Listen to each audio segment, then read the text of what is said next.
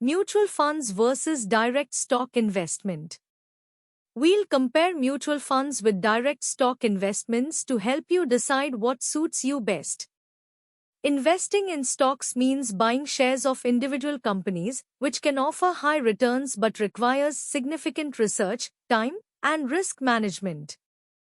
Mutual funds, on the other hand, pool money from many investors and are managed by professionals, offering diversification and convenience.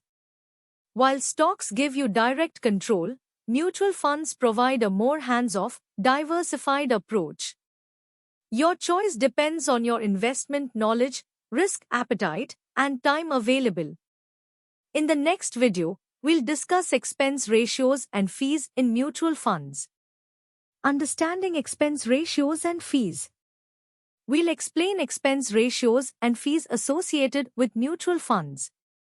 The expense ratio is the annual fee charged by the fund to manage your investment, expressed as a percentage of your total assets. It covers fund management, administrative costs, and other expenses. Lower expense ratios mean more of your money stays invested and grows over time. Besides expense ratios, some funds may have entry or exit loads, fees when you buy or sell units. It's important to understand these costs as they directly impact your overall returns. Next, we'll guide you on how to buy and sell mutual funds easily. How to buy and sell mutual funds. We'll walk you through the process of buying and selling mutual funds. You can invest in mutual funds through online platforms, fund houses' websites, or financial advisors.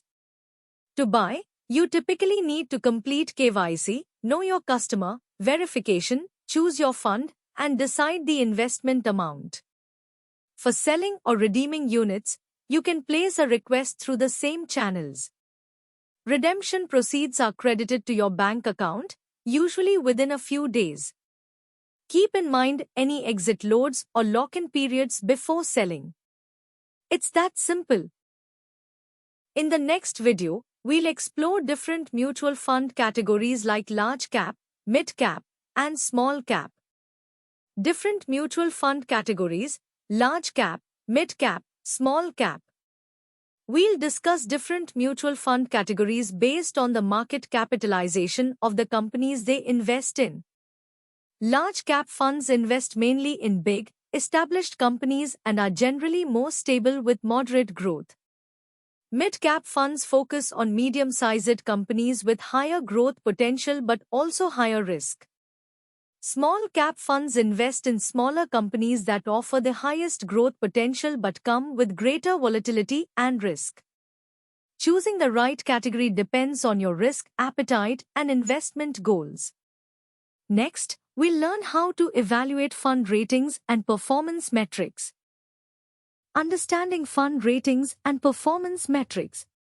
We'll explain how to understand fund ratings and performance metrics to make better investment choices.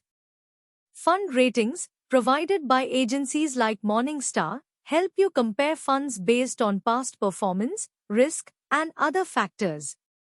Key performance metrics include return on investment, standard deviation, which measures volatility, and alpha, which shows how much a fund outperforms its benchmark. While ratings and metrics are useful, remember they're based on historical data, not guarantees.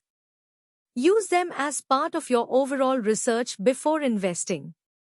Next up, we'll explore SEBI regulations governing mutual funds. Role of SEBI and regulations governing mutual funds.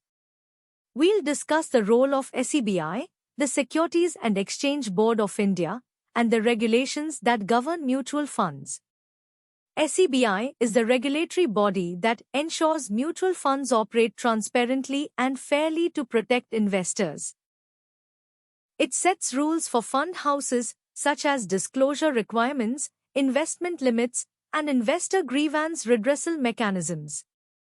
These regulations help maintain trust in the mutual fund industry and safeguard your investments. Understanding SEBI's role gives you confidence when investing in mutual funds. In the next video, We'll talk about how mutual funds interact with inflation.